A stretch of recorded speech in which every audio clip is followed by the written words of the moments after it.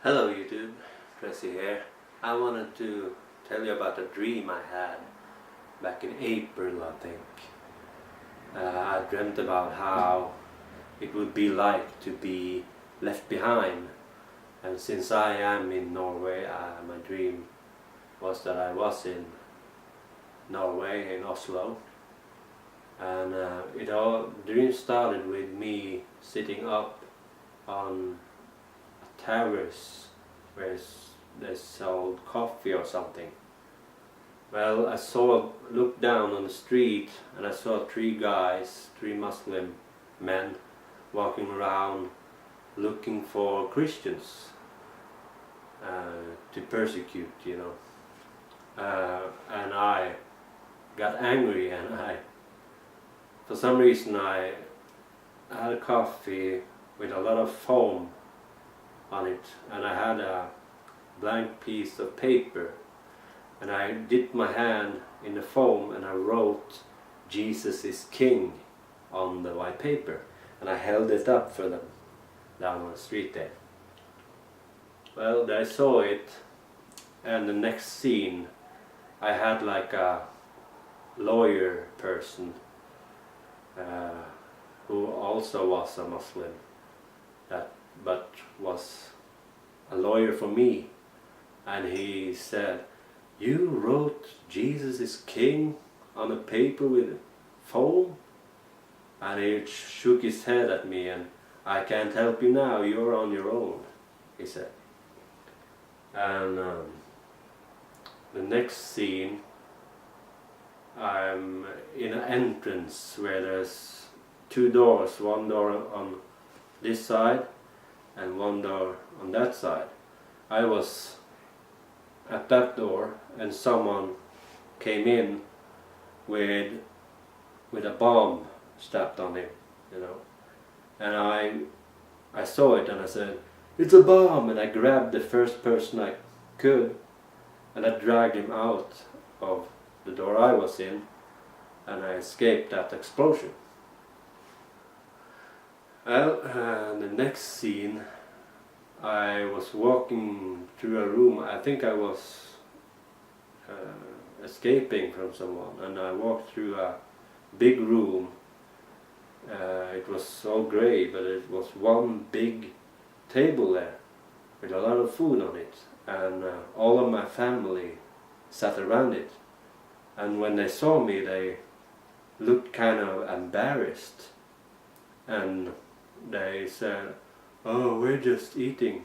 And I knew what they had done. They had taken the mark or something, because that's the only way you will be able to buy something, And I don't know what I told them exactly. I said like, "Oh, I hope you will like it, or you will regret that," or something like that. I don't remember exactly what I said, but I just left. And the next scene, I'm surrounded by like 20 Muslim men. They didn't attack me, they just tried to intimidate me, tried to scare me. But I wasn't scared, I just stood there and listened to them. I don't even think I said anything, not that I remember. But they were gone, and then the next scene, one young man, Muslim man, came to me and said, "I know who you are, your picture is up everywhere." And I was like, "Yeah, whatever." I wasn't scared at all. I just thought, yeah, whatever. And then I was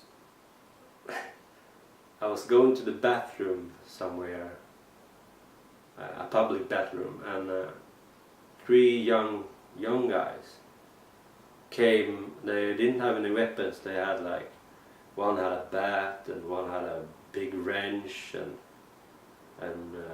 one had a pipe, and they ripped open the door where I sat on the toilet, and I said, can I at least, you know, do my business first?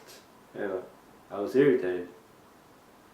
And then I stood up and I just got angry and I took those weapons from them one by one. And they were like 18-year-olds. They were kids, you know. And they got really scared. And they said, well, we were not gonna hit you, it would just do it to intimidate you. And I said, well, now it's my turn to intimidate you. And then the dream ended. So I don't know if that last part is, I probably did something wrong there. You know, I could have pushed just so far, and maybe that's why the dream ended, because that was wrong with me. I just lost my temper, you know. But, you know, think about it. When all the Christians are gone, there's only one group left that is that big, and they will take the power, you know, everywhere. And they will be in charge, because they will be the huge majority everywhere, even here in Norway. So yeah, that's my dream.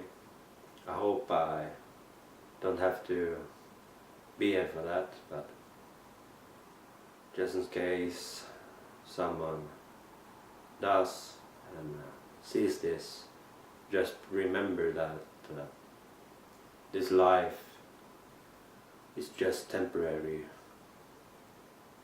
and your soul lives forever. It's not worth it to take the mark just to get along, just to get a bite to eat. It's not worth it. It's better to die here than to spend eternity in hell. So please, give your life to Jesus Christ. We are living in the last days. Thank you. Amen.